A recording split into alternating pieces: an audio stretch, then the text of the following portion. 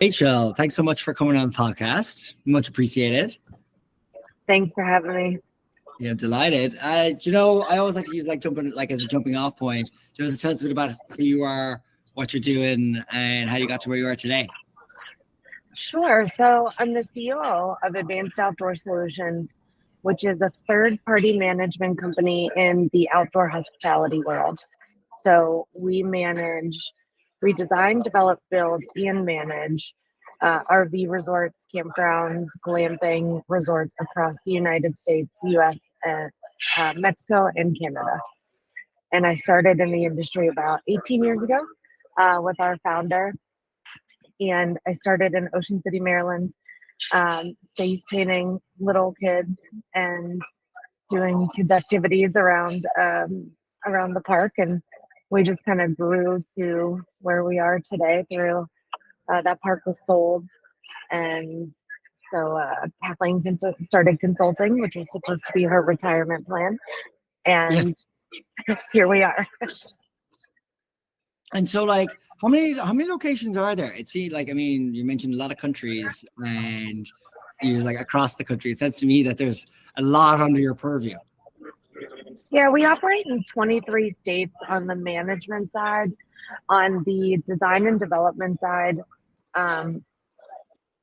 they've built and expanded in many states, probably more than that. They've built recently a glamping facility in Mexico, and we manage one in Canada. But under the entire scope, we do everything from working with counties on revitalization of outdoor recreation and lodging, all the way through to building award-winning properties. So there are a lot. Our pipeline is very heavy. This is becoming the industry for investors at this time. So it's gaining a lot of attention from people coming out of self-storage, multifamily, mobile homes. What do you mean by it's becoming the it thing at the moment? What does that mean? There are so many investors coming into this space that were never here before. Historically, it's been mostly family owned and operated properties in someone's family for 20, 30 years, passed on generation to generation. But then when COVID hit, it expedited the trajectory that it was already on. And that we were going to turn into an investor industry, but COVID really made that happen a lot faster. And now, since it has just been more and more private equity people coming into the space and acquiring existing properties and building new. I actually find that honestly I didn't even know. So I find that very interesting, that it's such a interesting niche. And so if I'm understanding correctly, you're owning some and operating as a sort of third party, kind of campsites for parks, county parks and recreation, local councils, and then owning yours. And now the mom and pops that owned one or two offs are now kind of getting consolidated by private equity, and you're working with them to run those, or is it you buying them with private equity money? So we don't own any. Yeah. We simply build and operate on behalf of our clients, which are the investors, the private equity investors. So they either fund the build or they acquire the property and build it. We provide the services to build, including design, architectural, land planning, everything. Yeah. And if it's a property that they are acquiring, then our company operates it on their behalf. I see. And so I guess then, it seems to me like you're growing like crazy. Operationally, from your perspective, what are some of the biggest challenges that you're going to face between now and say the end of the year? From the operational perspective, there's always staffing. Staffing is a challenge in our space as well. There's a unique dynamic with staffing in our industry that historically, a lot of the family owned and operated properties would exchange a site for people to work. So they'll say, hey, here's a free campsite. You don't have to pay for that, but I'm not going to pay you to work. And Okay. we don't have the luxury of doing that with our size because the IRS doesn't really love that. So we don't have the ability to do that.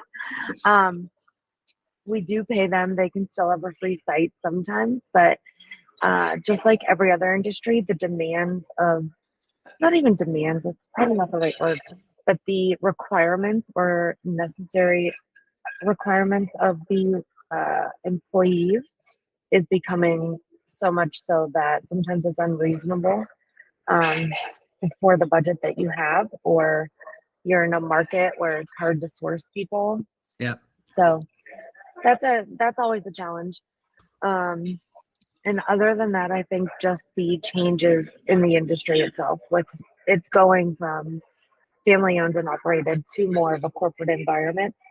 And with that, your consumer and business demands really evolve. Interesting. And okay, so it's interesting because there's two big things there, and I'm like voraciously writing my notes down as well.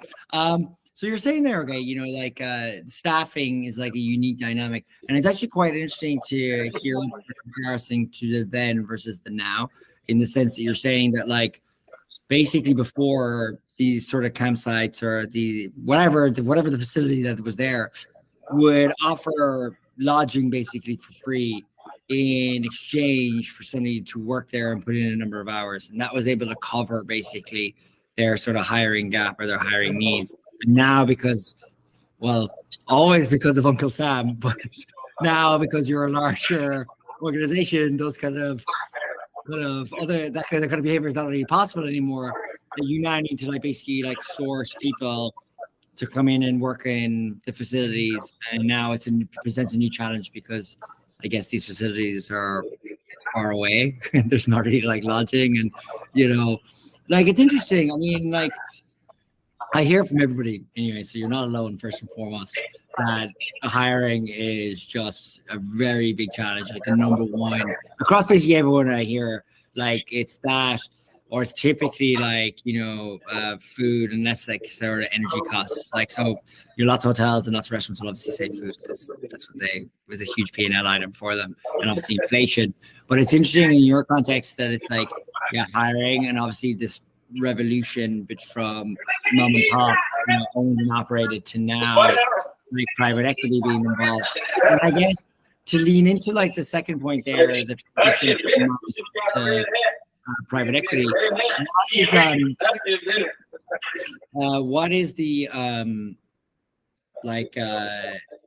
what's the future of that look like? Are we just on the path to like 100% consolidation? Is there like no room for the mom and pop anymore? Or like, what does that look like to you, the sort of evolution, whatever I do think that the industry is going to continue to evolve into more of an investor industry. I think you will see a lot of the smaller family-owned parks have to sell off, to be quite honest, because you have so much big money coming into the space right now that they are elevating these properties sometimes to a level that your family owned and operated just can't do. So they'll come in and they'll build these beautiful, extravagant, nice, shiny parks. And then your park that's 60, 70 years old, their consumer has to shift, or their prices have to shift to even remain relevant in that space, because your competitor is just so new and so big. So a lot of them are selling off. I think they're going to continue to. A lot of off-market deals are going on. Real estate prices obviously have dropped since COVID. The cap rates are a little bit back to normal. But the cost of lending is really high. So what we're seeing right now, interestingly enough, is a lot of new builds, not as many acquisitions. Where a year ago, it was a lot of acquisitions and not as much new build. So that has changed a little bit, but I do think that just the nature of evolution, I guess it will become less mom and pop and more institutionalized uh, properties out there. I mean, it's interesting because it's like, I guess it's like, it's one of like the last frontiers, you know, for hospitality, that like the PE money's coming in and really looking to make some buck out of it. But like you said, I mean, it's also incredibly like trending. Like you've been mentioning glamping a lot. So like, Mhm. I mean, I think I'm like the target market for glamping. I think I want wilderness, but I also want comfort. Do you know what I mean? Yep. Yeah. And so like, it's not like, I mean, you have like you're saying, like, you know, you're like operating over like sort of 23 states, like you 23 on the management side, and you're probably like, you know, designing and developing and like probably greater than 23 alone. So like it's an enormous amount. You guys have taken, obviously, have you taken this private equity money as well, or like investment to like scale this quickly, or is it like you guys are scaling, watching this happening? We we've been doing this in this space for about 11 years. Yeah. So we we are funded, self-funded. So we've done that just through our survival, but we there are a lot of opportunities out there, and Yeah. there are other management companies that do own and operate their own, or they've partnered with some of the larger private equity groups. We've not gone that route. Yeah. You know, it's not to say something in the future won't happen. I don't know. But where we stand today is we're just independent. But that's what the larger private equity groups want. You know, um, they want an in-house operations, or have that equity investor, because the cost of just hiring a management company when you have 15 to 20 properties is significant. You're looking at a percentage of growth off of each property, and when you scale to that magnitude, in-housing Yeah. or having equity, and that just makes a lot more sense. Um, and the groups are getting larger. You know, Yeah. they're coming in with 5 to 20 properties at a time. It's not just ones and twos. That's amazing. And I guess, you know, like on that topic of scaling, it's like, you know, if like the previous model for hiring people doesn't really exist anymore, like I would imagine, obviously, summer season is your high season for a lot of this stuff. I would imagine if it's like outdoor and For the Northeast and the Midwest, yeah. yeah. And so I'm fascinated by the sort of hiring challenge that exists. You know what I mean? Like, as in, it sounds to me that like, because I think like it's not a seasonal business, is it? Like, you know, like some place, like I think hospitality has a lot of seasonality. I think I see it a lot, but like I feel like you're already around, and like it must present a unique hiring challenge. Like, how do you, like, the people responsible for the parks themselves? Are you like responsible for like finding the sort of management to find the talent, or how does that sort of line work to you? Our team staffs the entire property. So we are responsible for the regional managers are on our side, but we are responsible for finding the general managers and every other team member at property level. So the interesting dynamic is, as much as it is sourcing people, it's keeping them. Retention There is you just as go. much of a problem, because, uh, and I don't mean this in a bad way, but people coming from other sectors like self storage or mobile homes, there's a different dynamic there. And so when we get people that come for a season, they Yeah. could be wonderful, but they're there for a season. And I think it's lost a lot of times in the fact that they live on wheels. So they are made to move. They want to check off their bucket list and hit all 50 states. They want Yeah. to, you know, go see different national parks and have different experiences. So they might be with you one year, but getting them back the next year is a challenge sometimes, because they don't want to be in the same place twice. Um, and that's a hard dynamic for people to understand, Yeah. that you can't always keep the same people, because they, they're made to move. Yeah, no, totally. And I mean, it's fascinating. It's actually, a fascinating insight, because I think it's like the first time I've heard that, because I like in every episode of this podcast, again, you're not alone. You know, we go through the line of like, 2021, it was just get bodies as best you can and figure that out. And then now we're into we need quality bodies. And then it's into, well, we actually, if it's so hard to find the quality bodies, we got to keep the ones we have.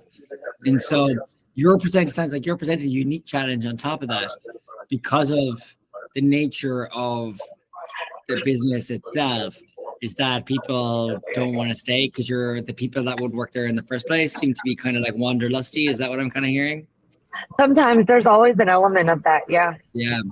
Yeah, it's interesting. I mean, it's interesting. I'm like, I do like to stress that, like, you're not alone with this overarching problem. I mean, like from the finest restaurants and hotels all the way down to your quick service and FSR, the absolute priority is being able to identify the kind of diamonds that you have, and then almost like kind of get them into an acknowledgement of like a potential career path. Like that seems to be something I hear all the time.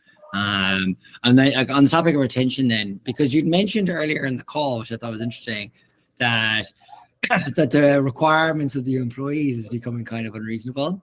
And so, and that was your words. Yeah. But at the same time, like retaining them is like so important. How do you like manage that balance between like, the sort of the give and the take, so to speak, to like manage that like retention equilibrium? So from the management perspective, like their general manager line and around it, it is a challenge. And, I don't mean unreasonable in the terms of the entire working force. It's just when you understand that every property has a budget. And so when you have a park that's 100 sites, and let's say they're all long-term or seasonal, which means they pay one price for the entire season. If you don't have a lot of transient sites or any transient sites, you have little fluctuation in what your revenue goals are.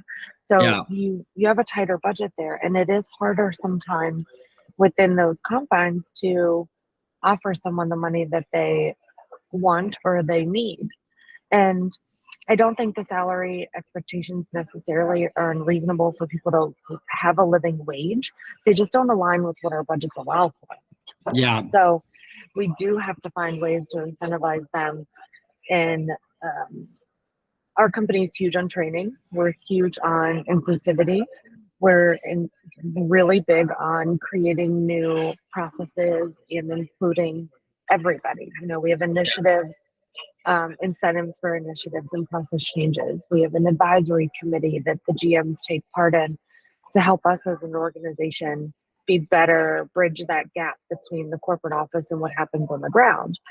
So we find ways to incentivize people to be more emotionally invested and connected to what we're doing, and really understand the vision and goal of why we're doing what we're doing.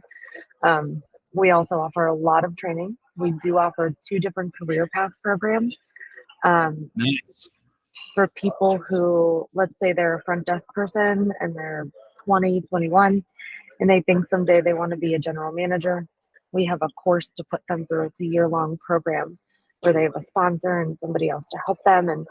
And they go through a year-long program to be able to be prepared to become a general manager on their own. So we do have programs like that. And then we also incentivize with health benefits, vision, dental, 401k, pet insurance, stuff like that. So, which in this industry, to be quite fair, has not always been a thing. It's crazy, but for as advanced as it is, it's still very antiquated. It's funny. It's funny you say that. Like, because I had somebody on. They own the founder of a place in North Carolina called Tupelo Honey. I'm not sure if you've ever been. It's like a kind of elevated kind of Southern food kind of concept. Okay. And there's a bunch of them. And he was talking about the benefits that he was a James Beard kind of chef kind of guy, But anyway, he didn't actually win the James Beard, but he was semi-finals 4 times, which he was keen to stress to me. Wow. But Yeah, yeah. But he was saying to me the one benefit that like his staff have gone crazy for was the pet insurance. Which he was saying, he was like, we put that in, and he was like, every single one of them was all over it, and I was like, oh, like, and then Yep. you're mentioning it here, and I hearing that more and more. But it's like the benefits matter, and I guess like one of the things I hear is just that I see basically is like the competition for talent and the competition to keep them is so high, and it's like managing that fine line between like being able to operate on like the margins that you operate, whilst also being able to like provide an environment for people to see it as not just like a one-off job, but a potential career path to be able to like keep people, to be able to like run a business successfully. Like like there's a lot of institutional knowledge within the frontline staff as well that like if they're gone, somebody else has to be retrained. How long does it take to train them? How long does it take to identify them? So identify them as good. So like it did anything, Rachel, because it's like I would say you are not alone. This is like if there was this is like therapy. I'd be like, okay, you are not alone. You're putting the pieces in place here. And it sounds like you're not skipping a beat or missing a beat, rather, like on a lot of this stuff, because retention is like the number one issue for everybody, I think. Well, retention and just quality employees in general, as I find them. And it's like, it's like the market, like I said, who was I was on the phone recently with somebody and they were talking about like Amazon. You're competing with Amazon. You know what I mean? Like like they're able to employ people, pay them wages, and like not everyone in hospitality obviously is going to go work in Amazon, but like it was interesting to think that your competition is not what your competition was 3 years ago, 4 years ago. There's a demand for the kind of like hourly worker in particular, all the way up to general manager. So it's interesting that I guess like we're coming up in time. So the last question I'll ask you, and I ask this of everybody, it's very open-ended, is now imagine your peers are listening. What advice would you give them? Wow, that's interesting. One, I think we have to work together. And for as crazy as that sounds, with thinking that my competitors are in this as well, there's plenty of business to go around for the entire breadth of people in this space. But the industry right now is in a little bit of an identity crisis. And I think that it's important for everyone to support each other and help each other through this, and defining on what this industry is going to be in the next couple of years. It can be a very segmented industry if we don't stick together, or we can go a more unified direction and keep the nostalgia that's most foundationally important to this. At the end of the day, everyone has a memory going camping, right? And the thing that drives our company and Kathleen and myself is we feel very fortunate every single day that we get to help people make memories. And you don't have a lot of, I don't want to say every job has that opportunity, but we get to help families sit around a campfire, tell stories, and enjoy quality family time that's not in front of a tablet or on a phone, and really reconnect in nature. And I think that that's very important. I don't want to lose that through the evolution of where the industry is going. I don't want to become so institutionalized that that foundational element dissolves. And I think as long as everybody who's part of this crazy evolution right now keeps that first and foremost, the rest of it will follow. So we just have to support each other and get through it, I guess. All right, that's lovely. That's lovely. Well, Rachel, nice having you on the episode. And thanks so much for coming on. Really appreciate it.